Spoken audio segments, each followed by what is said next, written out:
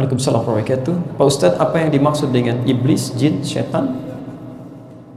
Adakah dalil tentang nikmat kubur dan siksa kubur? Mohon penjelasannya. Teman-teman sekalian, dalam kajian dulu pernah kami sampaikan hakikat manusia dalam Al-Quran, ya iblis, jin, dan setan. Baik, ketiganya ada kaitan, ada korelasi. Baik, iblis itu asalnya jin, kalangan jin yang menyimpang. Di mana diketahuinya? Di Quran surah ke-18 ayat ke-50, posisi paling kanan di pertengahan. Wa idh qulna lil malaikati isjudu li adama fasajadu illa iblis kana minal jinni fafasaqa an amri rabbih. Baik, ketika kami firmankan kalian semua malaikat kalangan jin sujud hormat pada Adam, semua sujud kecuali iblis. Siapa iblis itu? Kata Allah, kana minal jinni, dia termasuk kalangan jin, tapi bukan jin biasa. Fafasaqa an amri rabbih, jin yang menyimpang. Ya, penyimpangan dari tuntunan agama disebut dengan fasaq. Orangnya disebut dengan fasik. Ya, pernah dengar orang fasik?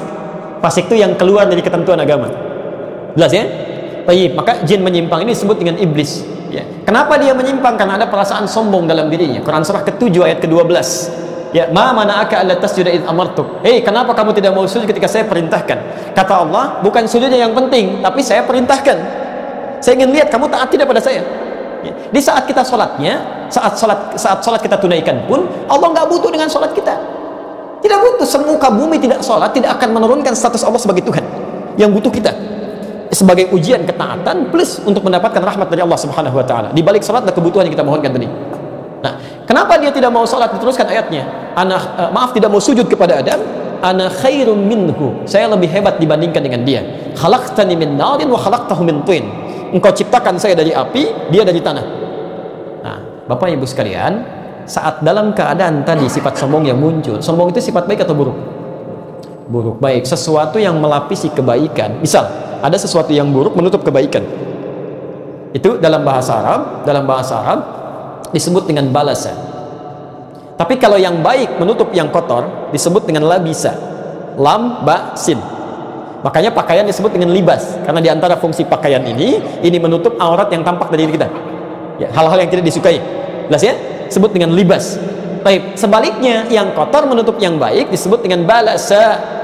Iblis kenapa dinamakan dengan iblis? Karena pada saat itu dia tertutup oleh sifat-sifat keburukan. Jadi kebaikannya ditutup oleh sifat buruk, sifat sombong tadi. Ya. Baik, makhluk ini kemudian disebut dengan nama baru, namanya apa? Iblis. Sudah menggoda Adam belum?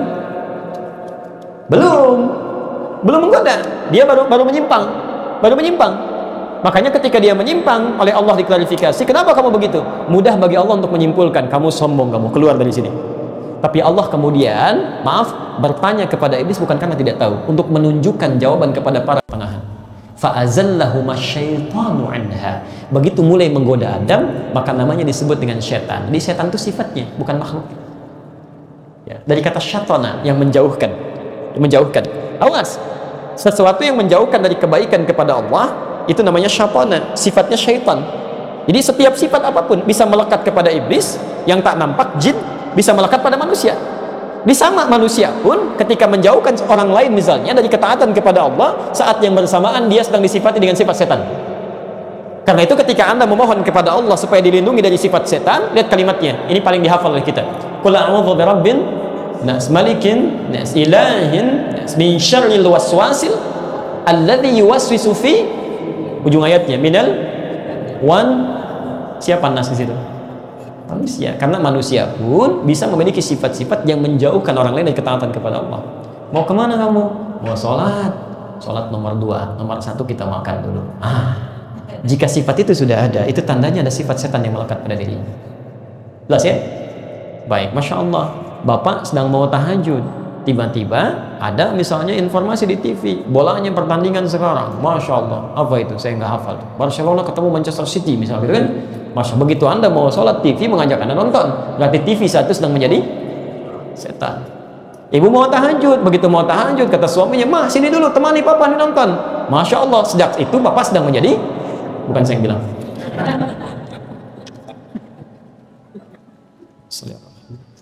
Nikmat kubur ada, siksa kubur ada. Itu banyak di Quran. Di antaranya yang nikmat ada di Quran surah ketiga ayat 169 sampai 171. Silahkan langsung Anda lihat di sana, bisa Anda maksimalkan. Baik. Juga ada di antara mereka yang bergaul dengan jin. Ia mengambil klaim perpindahan roh atau arwah berpindah. Padahal sesungguhnya itu memanfaatkan jin yang beraktivitas dan dimintakan bantuan oleh orang-orang bersangkutan. Baik, klaim ini sesungguhnya bukan berita baru, karena Quran pun sudah menginformasikan. Jadi kalau Anda buka suratnya langsung surah Al-Jin, ya, beri nama surah Al-Jin, surah ke-72 itu, ya. Terlebih kalau Anda baca misalnya ayat ke-6-nya itu diisyaratkan oleh Quran, wa annahu, ya, kana rijalun minal ins ya'udzuuna birijalin minal jinni fazaduhum rahaqa. Ada sementara orang dari kalangan-kalangan manusia itu minta bantuan kerjasama dengan jin, kerjasama dengan jin. Kata Quran, ini informasi ya, dan kalau Allah sudah menginformasikan tidak mungkin keliru, tidak mungkin keliru. Fazaduhum rahaqa, jin itu bukan mendatangkan manfaat tapi akan lebih menyengsarakan. Jadi kalau orang-orang bergaul dengan jin tidak akan membawa manfaat, akan lebih sengsara. Karena itu dalam Quran, kehidupan kita manusia itu langsung diparadokskan dengan dunia jin. Digambarkan bahwa kita berbeda, jadi nggak usah saling mengurusi masing-masing, biarkan saja. Ya. Saya beri contoh misalnya, kita manusia di Quran disebut salah satunya dengan ins, terulang 18 kali dalam Quran, disandingkan dengan kata jin. Ketika disebutkan ins, jinnya muncul. Ya ma'syarul jinni wal ins, wa ma khalaqtul jinna wal ins. Ketika insnya dijamakkan, jinnya ikut jamak. Ins jamaknya nas, ya, terulang 241 kali dalam Al-Quran. Jin jamaknya jinnah, minal jinnati wan nas, selalu ada. Dan itu maknanya sudah berlawanan. Jin secara bahasa artinya sesuatu yang tersembunyi. Di fitrah kehidupannya memang sembunyi, bukan nampak. Jadi kalau ada jin melakukan penampakan, itu jin nggak ada kerjaan. Ya. Itu jin keluar dari fitrahnya, sedang punya masalah itu. Ya. Yang lebih fatal kalau ada manusia cari-cari penampakan jin, itu yang masalah itu. Ya. Itu persoalan serius ya. Jadi kalau Anda menemukan orang-orang semacam itu dengan penampilan-penampilan misalnya, maaf, terkesan agamis, itu orang bermasalah. Jelas di sini ya. Yang kedua, jin itu punya arti sesuatu yang kasar gitu, nggak lembut dia, nggak harmoni. Ya. Makanya jangankan melakukan penampakan, nggak ada aja Anda sudah nggak tenang kan? Ya. Saya tidak pernah orang mendapati misalnya sedang masuk jin dan sebagainya tiba-tiba jadi sopan. Ya. Ada orang kemasukan jin datang ke sini, assalamualaikum Ustaz, mohon izin ikut pengajian. Nggak ada.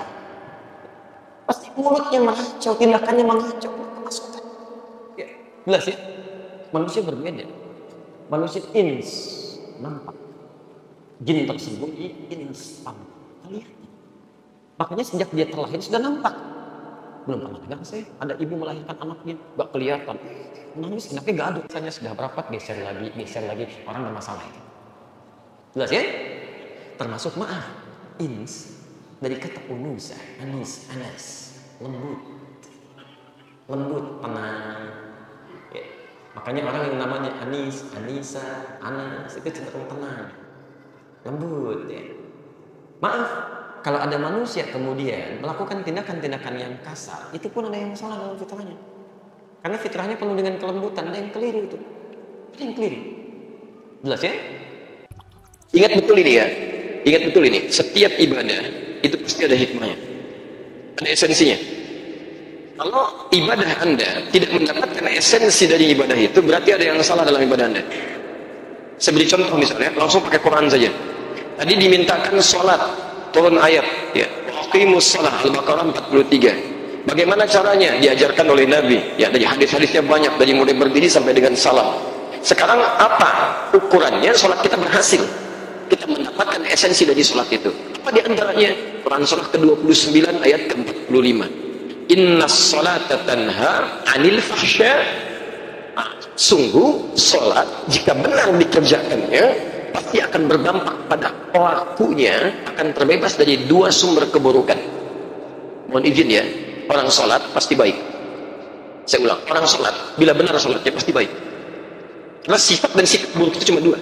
Kalau tidak fahsya, keburukan yang muncul dari syahwat, jorok, gitu kan, LGBT, pornografi, porno aksi, videotron yang ada di Jakarta Selatan itu kemarin, itu fahsya.